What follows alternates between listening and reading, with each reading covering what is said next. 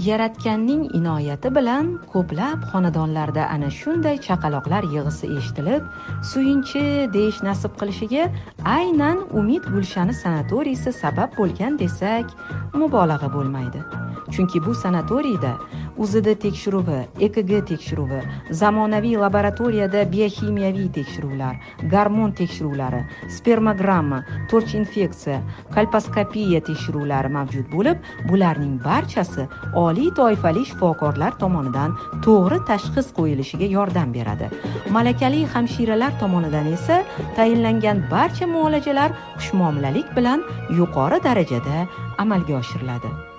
Umid Gulshani sanatoriysi nafaqat bepushtlik, balki boshqa turdagi kasalliklarni ham davolashga ixtisoslashgan bo'lib, sanatoriyda UZD shifokori, kardiolog, urolog, ginekolog, nevropatolog, terapevt, parhez shifokori, psixoterapevt, endokrinolog, onkolog, ginekolog, androlog kabi shifokorlar yuqori darajadagi davolash ishlarini olib boradilar. Bu yerda siz deyarli barcha turdagi muolajalarni olishingiz mumkin. Davolovchi jismoniy tarbiyadan boshlab, yopiq basseynda suzish, sauna, dorivor vannalar, marjonli vannalar, ichak yuvish, ginekologik yuvish kabi muolajalar.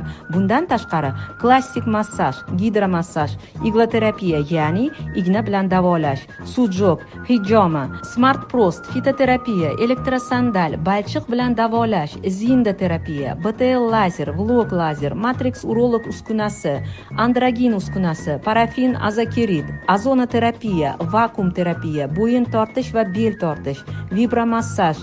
Xullas, bu sanatoriy fizioterapevtik davolash turlari ko'pligi bilan ham boshqa sanatoriylardan ajralib turadi desak, adashmagan bo'lamiz.